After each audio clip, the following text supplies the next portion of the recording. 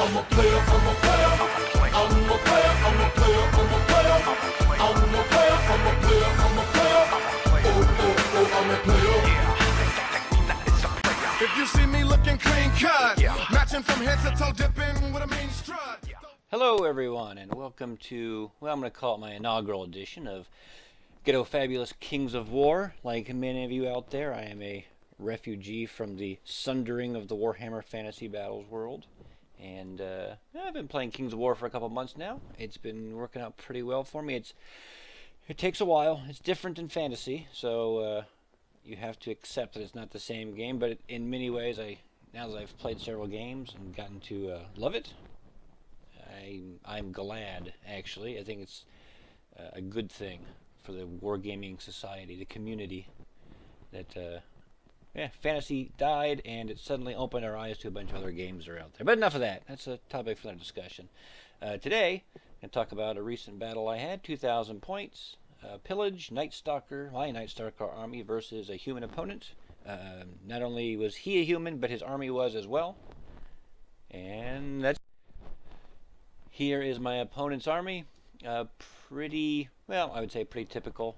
A couple hordes of infantry, regiment of knights, some chaff, some war beasts, a couple wizards.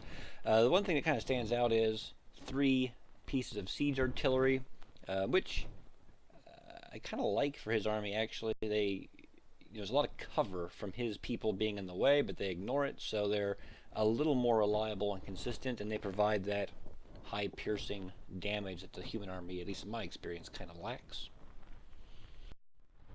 And here's my Night-Stalker army. I'm still fairly new. Part of my army list is just limited to the models I have. I took a very similar list to the Bug Eater GT. That was 2,500 points, and I had 2 more hordes of fiends and 1 more horror with Banechant. So the intention really is trying to get the fiends to multi-charge, the horrors to Banechant, and that little combination can eliminate units immediately, and then just try to use speed to set those up, nuke units, and use the Shadow Hulks, the Bloodworms, to hold up the rest of the army. Or, well, the Bloodworm can really kill things too. But let the fiends do most of the heavy lifting while the rest of the army holds, and then the fiends sweep around. And the horrors just are a full force multiplier, enhancing all my fighting abilities wherever it's needed. And the planar apparitions, 2 of them, just heal things and keep them alive. It worked pretty well in the Bug Eater. I got 2nd for battle points, so we'll see. This is the first time I tried to downscale it. Here is the table and the end of deployment. You can see my Bug Eaters, my Night-Stalkers on the bottom part of the screen, and the human army on the top. We'll go through it a little bit in detail, but the circles there, the gold, are the objectives. Yep, we rolled I believe the max number of 7, so quite a few to pick from. On my right, my opponent's left, you can see the knights all the way over, then his heavy pikes, artillery piece in the back there, one of his wizards, I think that's the inspiring one.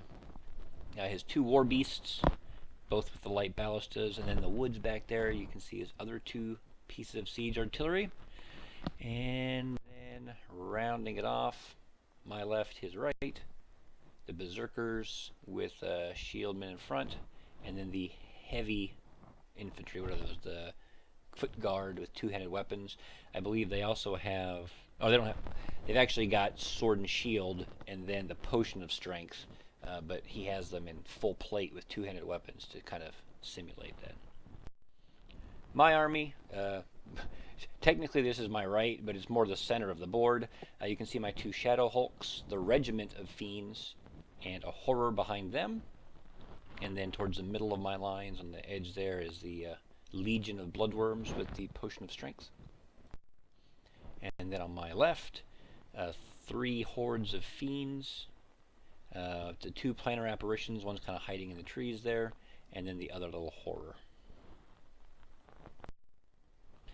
So here's the general game plan, just like I kind of discussed at the very beginning. My center will move up, destroy the enemy center, and then pivot and just kind of hold. while my fiends on my left there advance, multi-charge, and wipe out what he has on his right flank, my left, and then the fiends will use their speed, come around to the middle to support it, and then hopefully roll up the flank. That's the game plan, at least. We'll see. And once we smash some units, start moving, towards the end of the game, last turn or two, we can start looking at objectives. With the fiends being speed 8 and the planar apparitions being speed 7 and nimble, I can move pretty quickly to grab objectives towards the end of the game. I won first turn, and usually on objective-based missions, I try to go second. But he doesn't have any flyers. He doesn't have a lot of fast units, so I didn't think he'd be able to grab objectives quite as easily as some armies. And I kind of want to advance or pinning him in. Again, if I'm trying to kill him quickly to overrun his right flank and then sweep over, going one turn earlier I thought might be advantageous. So I took the first turn, and it's just kind of a general advance. I couldn't march with that unit on the far left because I kind of wanted them set up so they could charge. So they just advanced and did that. And in the center, the two Beasts of War are going to be a little tricky for me. I kind of wasn't thinking about them originally. They can hit hard, they don't do that many wounds. And the Shadow Hulks have -20 nerve, so I'm hoping they can hold things up a bit while the Fiends finish off the flank and come to the center's aid. And that was it. with no shooting attacks or combat, my turn went very quickly. So this is the end of the human turn one. You can see, again, a general advance for him as well. Certainly on my right, you can see the knights and the heavy pikes advance quickly. The Beasts of War are just going to sit there. They can shoot. While most of my army has stealth, the two Shadow Hulks do not, so they're juicy targets. And then everything else, the center kind of held, didn't move much, but on my left, his infantry did kind of move forward and pivot a bit to face the approaching fiends. Thankfully, his shooting was terrible. Everything missed the Shadow Hulk or failed to wound. His wizards did use Lightning Bolt and put a couple wounds onto my regiment of fiends, but they shook it off without any problem. On my turn two, the one horde, you can see the ones that are burrowing. That's the fiends with the caterpillar potion, because they burrow and ignore the terrain.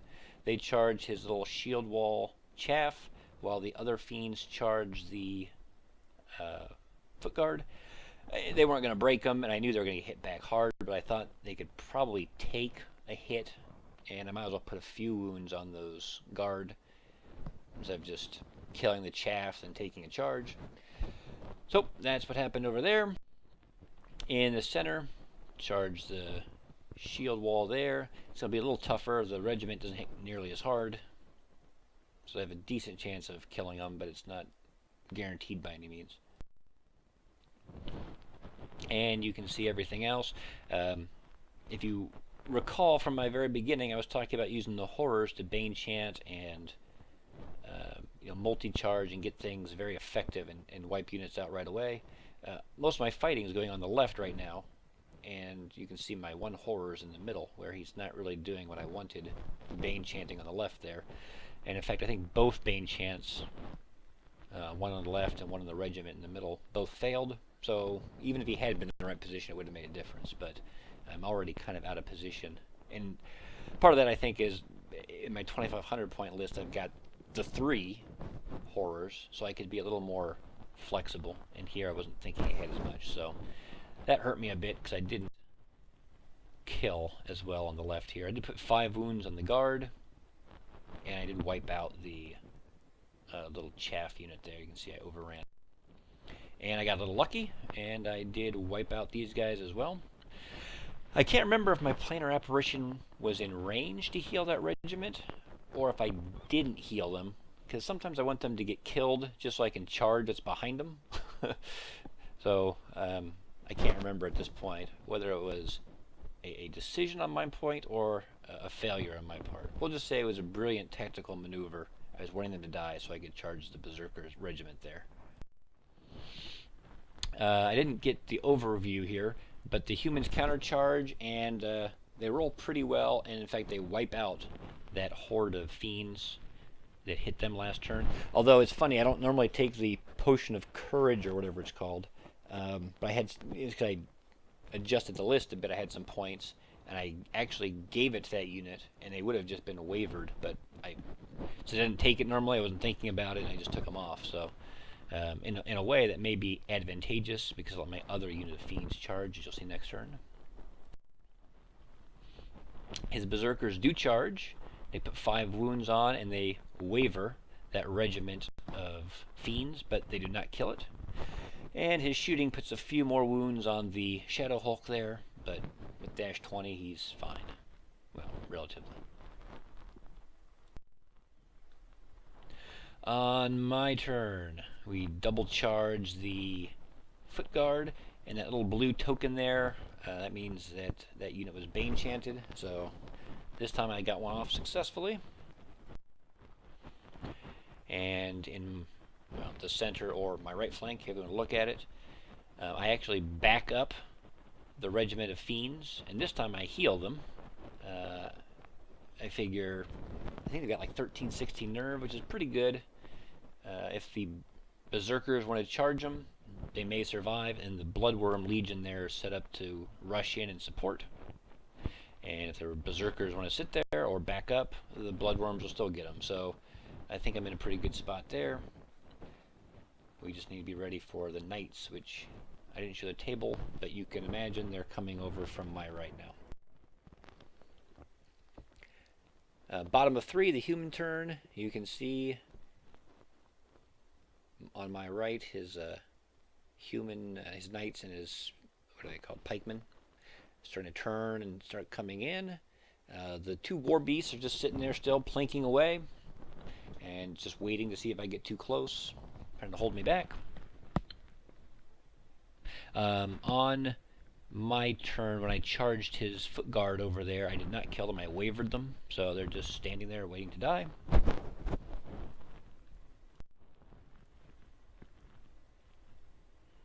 There they are.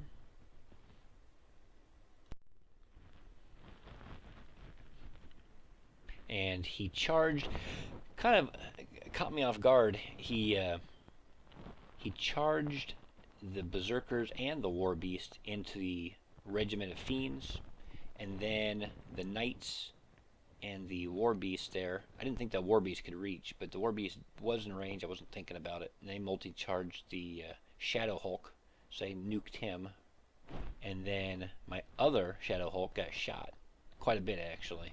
So suddenly what I thought was going to be set up nicely for the bloodworms are coming in, trading wounds, killing units, and the bloodworm can really, he can kill a unit a turn, and as long as it's only being hit with 1 or 2, he can keep healing, especially with the planar apparitions. But now I'm kind of severely outnumbered in the middle here, so it's not looking good. So here's the beginning of top of 4, my turn. And I've already kind of given you the summary. Obviously, we're going to charge on the left. The bloodworms are going to have to charge into the berserkers there, and I mean, I don't have a lot of good options with that. Shadow Hulk's, I mean, he's got to charge the knights, right? Just nothing else to take away the thunderous charge. So he charges in. As you can see, he's down to 2 wounds. I use my planar apparitions to heal him up. 5 wounds the knights, and that little red mark, they are wavered, so that was handy. And finally, we rolled high enough and destroy that unit, so my fiends on my left can turn around to belatedly come and help the center. And here's the beginning of human turn 4. Not too much of a mystery. Obviously, the knights are going to countercharge. The question is going to be, what are the war beasts going to do? The alligator man, I believe, charged the knights into the Shadow Hulk and killed him, and the other beast of war, the dinosaur-looking one, charged into the bloodworms and put a few wounds on them. Since it's getting close towards the end of the game, kind of I started focusing more on the play and took fewer pictures. That's why we jumped to the beginning of turn 5 here. And in fact, at the very beginning, I'd already moved my planar apparition. He charged the knights before I took the picture, which is a bit of a desperate move, but he was close enough that that alligator, a war beast, wouldn't be in line of sight to charge him. The planar apparition has 4 wounds and ensnared. I wanted to keep the knights away. Well, 1 from flank charging my worms, but 2 from grabbing that objective there. And in fact, the planar apparition does score a couple wounds, and again, wavers the knights. You can see, this is, again, kind of combining pictures here. My fiend horde, well, on his turn, he moves his alligator forward. My bloodworms killed his other beast of war. And then my fiends kind of split around that column. One was going left to try to take the objective back by his 2 siege artillery pieces, and the other group of fiends trying to help out the middle. When I charged, I actually wavered his crocodile man. And he's just trying to chaff up, so he put his wizard in front of the Bloodworm Legion so that I wouldn't be able to kill his knights as easily.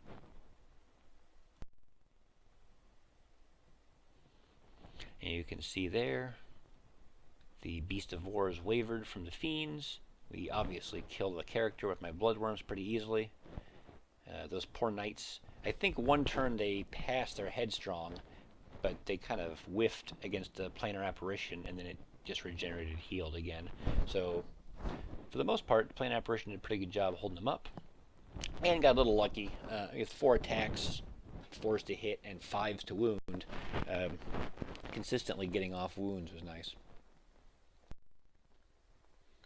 Yep, and you can see there again, another wound on the poor knights, and again, failing their leadership check and being wavered.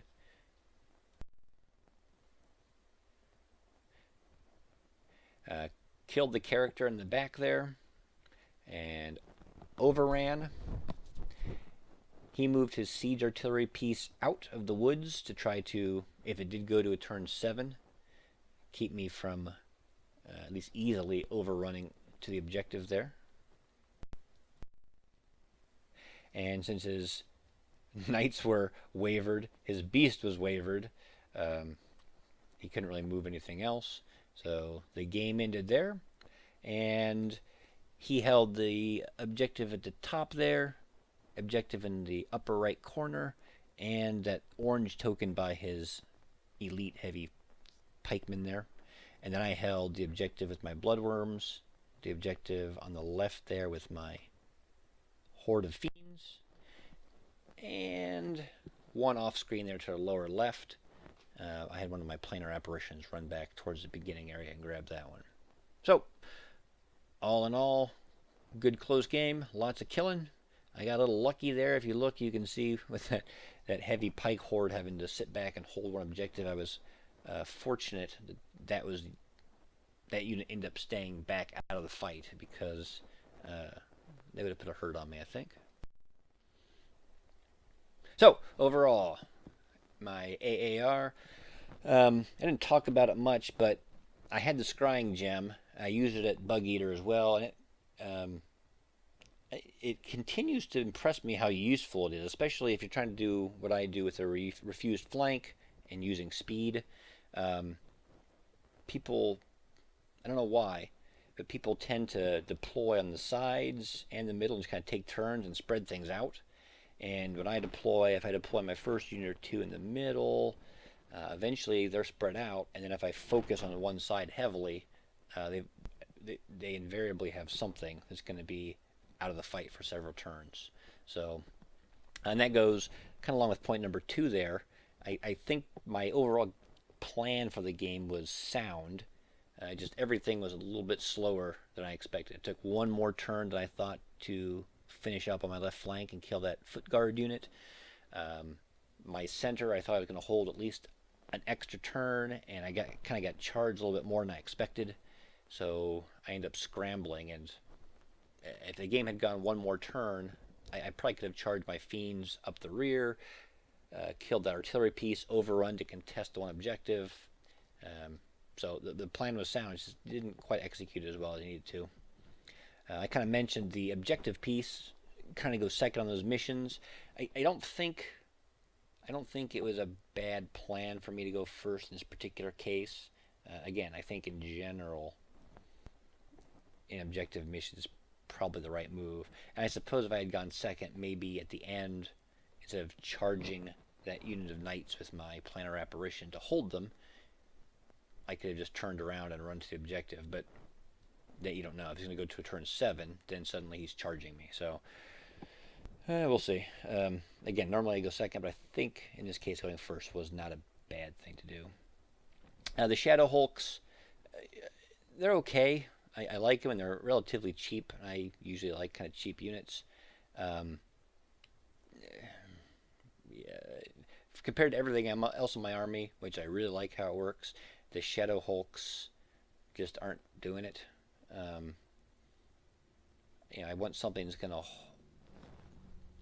I think I either need something that hits a little bit harder, but might be a little bit weaker, or can hold things up a little bit better.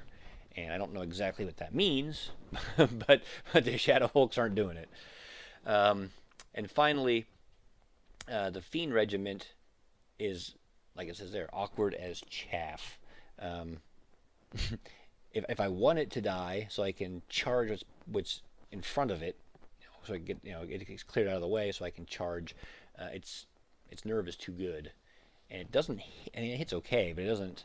If I charge into like that shield wall, 12 attacks, 6 hits, wounding on 3 to the vicious. I mean, really, you're talking 4 or 5 wounds, which isn't bad for a regiment, but it's not.